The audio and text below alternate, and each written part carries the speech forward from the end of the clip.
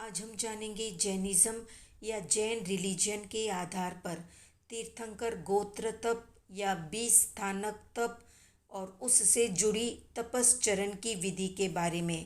तो तीर्थंकर गोत्र के 20 बोल बताए गए हैं। उनके तप का जैन जगत में बहुत ज़्यादा प्रचलन है। 20 स्थानक तप की 20 ओली पूर्ण करनी होती है। एक ओली में 20 पद होते हैं। उन 20 पदों को 20 दिन में क्रमशः एक एक पद की आराधना करनी होती है।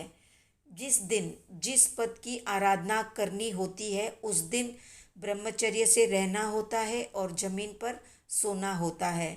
अगर शक्ति हो तो उस दिन उपवास करना चाहिए। अगर उपवास नहीं कर सकते हैं तो आइंबिल या एकाशना करना चाहिए। जिस दिन जिस पद की आराधना होती है उस दिन उसी पद की 20 माला फेरनी चाहिए।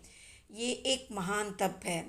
शुद्ध आराधना होने पर या शुद्ध भाव से आराधना करने पर तीर्थंकर गोत्र का बंध होता है और तीसरे भव में व्यक्ति मोक्ष को प्राप्त कर लेता है।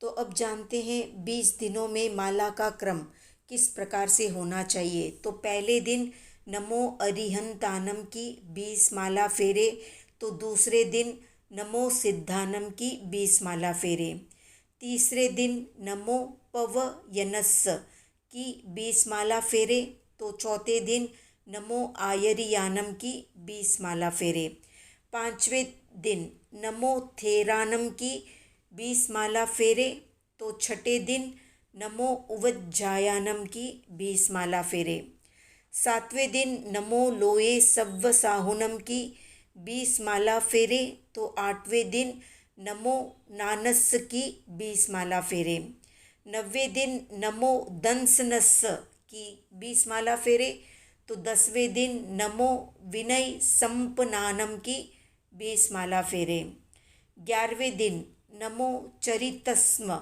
की 20 माला फेरे, तो 12वें दिन नमो बम्ब वय धारिणम की 20 माला फेरे, 13वें दिन नमो किरियानम की 20 माला फेरे, तो 14वें दिन नमो तवसीनम की 20 माला फेरे, 15वें दिन नमो गोयमस्स की 20 माला फेरे, तो 16वें दिन नमो जिनानम की 20 माला फेरे, 17वें दिन नमो चरणस्स की 20 माला फेरे, तो 18वें दिन नमो अपुव्वनानस्स की 20 माला फेरे, 19वें दिन नमो सूयनानस्स की 20 माला फेरे, तो 20वें दिन नमो तित्थस्स की 20 माला फेरे। अब जानते हैं 20 बोलों में किस बोल की आराधना करने से कौन अरिहंत बना।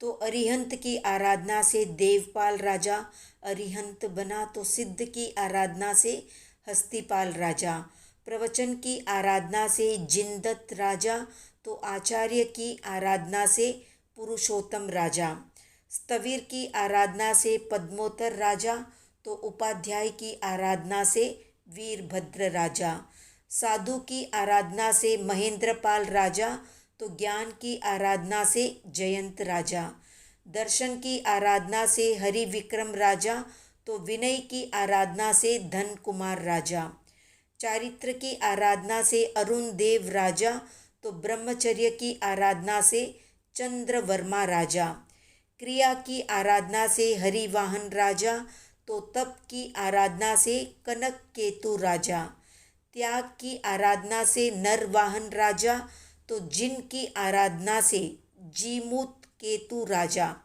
संयम की आराधना से पुरंदर राजा, तो अभिनव की आराधना से सागर चंद्र राजा, बहुश्रुत की आराधना से रत्नचूड़ राजा, तो तीर्थ की आराधना से मेरुप्रभ राजा।